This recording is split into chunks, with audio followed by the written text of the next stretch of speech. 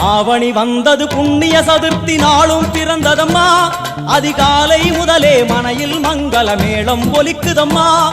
கஜமுகனின் வரவை காண குடும்பம் வாசலில் கூடுதம்மா. கோலம் இட்டொரு மனை மேல் வந்தான் ஆரத்தியாகுதம்மா. கணபதி ராஜா